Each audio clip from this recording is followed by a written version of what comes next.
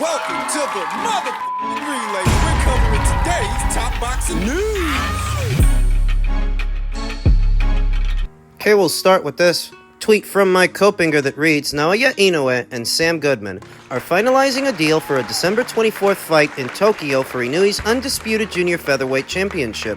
Sources tell ESPN. Inoue will fulfill another mandatory title defense, this time on Christmas Eve. Goodman, highly underrated with an exciting style, to which Vadim Kornilov, who handles the career of MJ Akhmadaliev, one of Inoue's other mandatory challengers. He said, Mike Kopinger, another mandatory? He has a WBA mandatory with Mutajan Akhmadaliev, which they are trying to ignore right now. Why is the press ignoring this? One thing you want to pay attention to.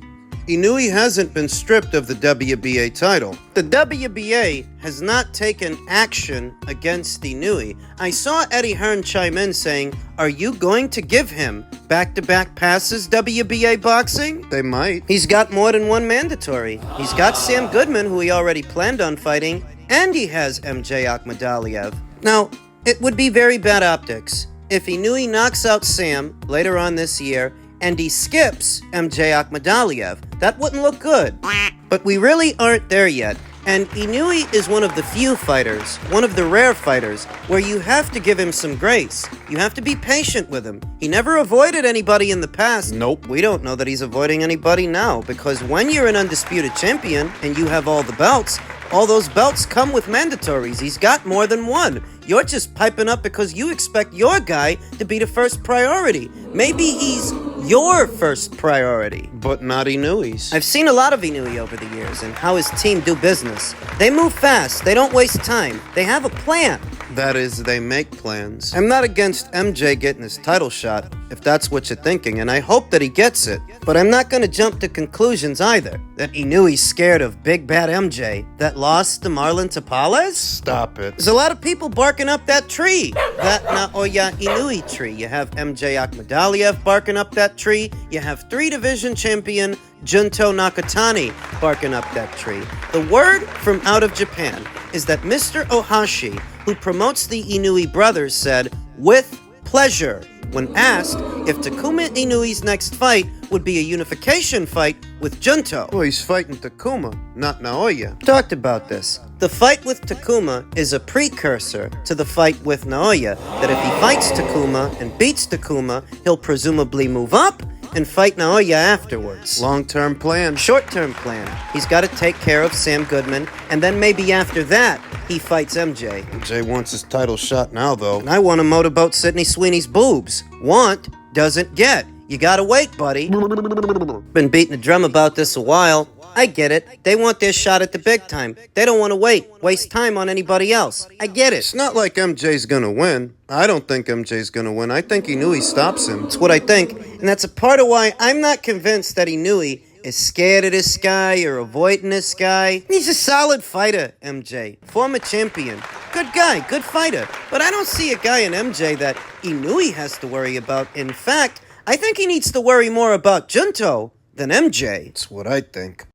Bob Arum, I know Bob says a lot of things, but I want to get confirmation. He made an announcement that Inoue would be making a fight appearance in America next year.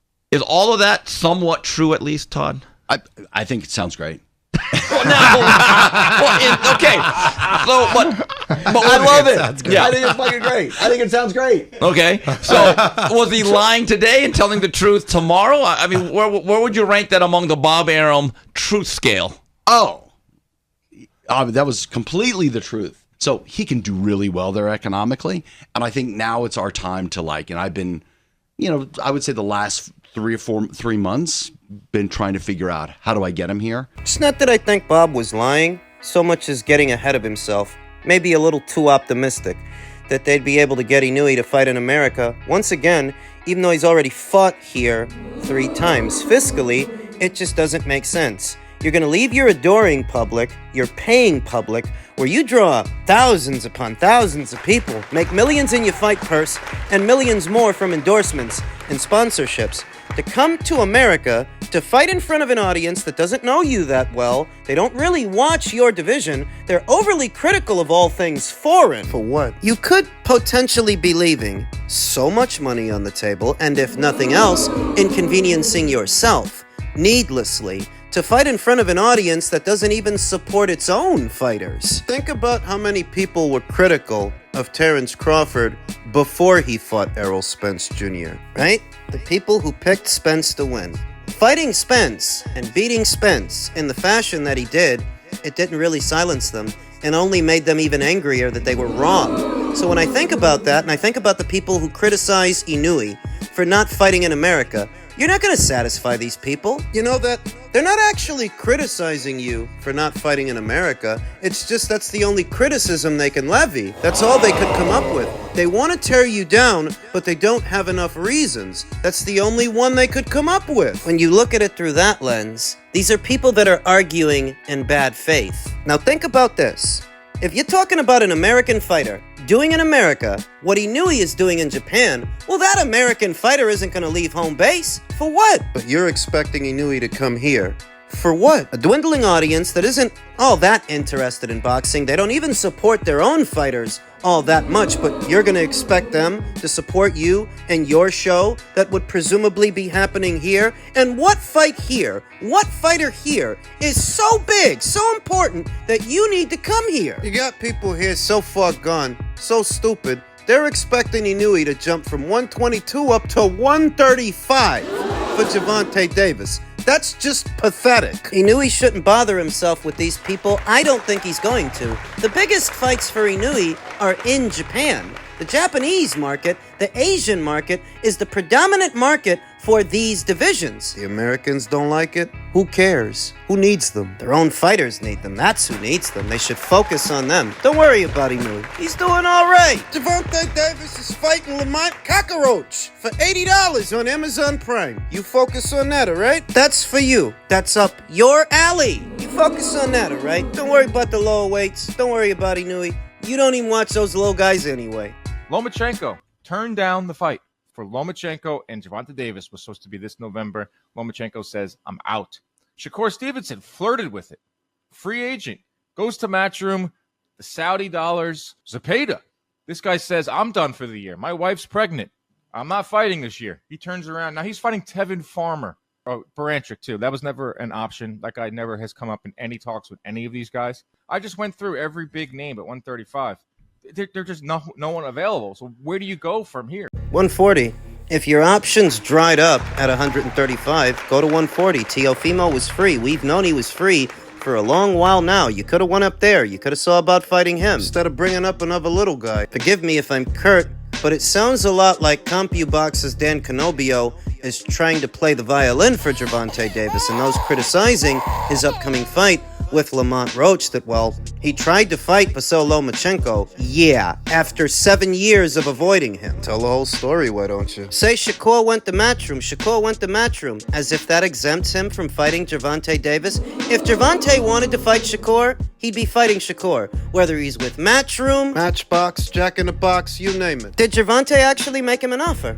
Did he make him a serious offer? We just saw a Matchroom fighter and Edgar Berlanga cross the street to fight Canelo Alvarez. I saw that. So how is Shakur going to Matchroom a roadblock to make a Davis fight? I don't understand. He brings up William Zepeda. Did Gervonta make William Zepeda an offer? He brings up Dennis Baranchik. Did Gervonta make Dennis Baranchik an offer? You know the answer. So does Dan. These rhetorical questions are all intended to elicit sympathy, understanding for Gervonta Davis's opponent choice, and it's what I told you. No matter what his circumstances are, the audience doesn't have to care. It's either a fight you're willing to pay for, or you're not. They don't have to understand. The only thing they need to understand is whether or not they want to see that fight and they're willing to pay $80 to $90 for it. That's the only thing they need to understand. You need to stop enabling this crap. I look at Dan Canobio and some other members of the boxing media as enablers of Gervonta's shenanigans, because that wasn't the only option. If all the big names at 135 are otherwise preoccupied, the well's dried up, Go to 140. You've been there before. If Mario Barrios was good enough for you to go up there, why isn't Teofimo? He's a bigger name than Mario. You don't want to see that fight? Gervonta Davis made next to no effort to fight Teofimo when they were both at 135. Why is it out of the question that he should go up to 140 to fight him? You're both little guys that moved up anyway. What's the problem? Think Teofimo wins? I don't actually care who wins, so long as they make a good fight, an intriguing fight. That's all that matters. If Gervonta wanted to make one, you don't sit on your hands at 135 crying, poor me. I remember after the Canelo versus Jacobs fight. Canelo tried to pursue Demetrius Andrade, but the IBF told him, no, you gotta fight your mandatory. Can't reach a deal with the mandatory, gets stripped of the IBF. You know what he does? He moves up. He wanted to shoot for undisputed. The IBF wouldn't let him. Couldn't reach a deal with the mandatory. Loses the IBF title. Jumps up not one, but 2 divisions for Sergey Kovalev. I'm not proposing Gervonta go to welterweight, just go to 140. Out of the question. Right then, stop trying to cry me a river that people don't like the Lamont Roach fight. Doesn't look like David Benavidez is gonna be on it. I don't know who's going to be on that undercard. The only reason that I bought Gervonta Davis's last fight is I wanted to see David Benavidez's light heavyweight debut. Hindsight, seems like that was a waste of money. I'm not wasting any more of my money on Gervonta Davis's fights. I usually don't. I usually don't buy his fights. I bought the Ryan Garcia fight, and I bought the last one. Many times has he been on pay-per-view? 7? I wasn't interested in the vast majority of those fights. I'm not interested in this one. I don't need to apologize for that. It's your job to entertain me, to make a fight that I think is worth my money. Right. What are you marketing? DEI? Pay-per-views? Diversity? Equity? Inclusion? That's not how this works. Kiss my ass. Where the sun don't shine. That's what you can do with that crap. You watched the PBC run Showtime Boxing into the ground with an assembly line of pay-per-views just like this one, and you still haven't learned your lesson. You're watching him do it all over again on Amazon Prime, thinking something's gonna change. You still haven't learned your lesson. You don't dictate the market value of a fight to the market. The market dictates the value of the fight. In layman's terms? It's not worth my $80 or $90 just because you say so. It's not pay-per-view worthy just because you say it is. Of course you're gonna say that. It's my money you're trying to get at. But you won't. Not with this crap. David Benavidez has been in the news, possibly facing David Morrell, possibly facing Jesse Hart. Okay, let me put it this way. The promoter of Morrell is my lawyer for 30 years. So it'd be a conflict of interest to represent me. So I'm out of the deal. I don't know with who is fighting and who will be next. Because the act of Muhammad Ali is very clear that you cannot be involved with 2 persons in different, in different teams. It's a very strange arrangement that Sampson is describing, that David Morrell's manager also doubles as his lawyer. There's plenty of room in there for a conflict of interest when you think about that. Between the 2 teams, the 2 fighters, and what information they share, and they share information. Let's not be naive. Let's not be coy. The latest as it pertains to David Benavidez is, according to Salvador Rodriguez, I'm told there is a lot of interest on the part of David Benavidez and David Morrell to face each other next in January. In this way, on December 14th in Houston, there would be Gervonta Davis versus Lamont Roach, and Alberto Puello versus Sandor Martin would join them, and David and David's fight, that would take place the following month. So what? They're gonna try to build that as a pay-per-view? It's a solid fight. I'm not saying it's not a solid fight. David Benavidez versus David Morrell is a solid fight, but not every solid fight belongs behind a paywall. And if they've made the decision that David's not boxing on Gervonta's undercard, it's likely because they want his fight to be a standalone pay-per-view. So think about this. David Morrell is a fighter that only has 11 professional fights. 11. He hasn't been built up enough. There's some fighters, they ain't ready to be on pay-per-view, and they've got way more fights than David Morrell. So where do you get that David Benavidez versus this guy should cost $80? It's the same conversation we just had. It's not pay-per-view worthy just because you say so. It's a good fight. What do you propose then? The damage is done, ladies and gentlemen. The PBC painted themselves into this corner by abusing the pay-per-view model for years now. They're to the point where they don't got money to do regular shows like they used to, so what shows they're doing are crowd-funded. Most of them. But answer me this. Should you have to pay $80 to $90 to see David Benavidez versus David Morrell when you're getting an even better fight than that at that same weight with the only two champions that are there as part of your ESPN Plus subscription, right? It might cost you a little extra to see the undercard, but what are we talking about? 15, 20 bucks? That's way less than you'd have to pay to see David versus David. So once again, should it cost you $80 to $90 to see those two guys fight when you're getting a way better fight than that for way less? You know the answer. And this is what the PBC is up against. This is what they have to try to compete with. And this is how they're competing. They didn't deliver on a lot of promises that there would be a regular schedule of non-pay-per-view fights. They only seem to be doing one, the Zoo versus Akhmadaliev fight. That's it, and that took months. Everything else was a pay-per-view. They said they'd do 12 to 14 shows. By year's end, they will have only done 6 or 7, I think. Half of what they promised. David Benavidez will have only fought once. Just once this entire calendar year, if he waits until January to come back. How productive. I mean, I think the Benavidez versus Morrell fight is intriguing. It's been talked about for roughly 2.5 years now, but it's not so good a fight, especially in this unstable market, that it should run you that much.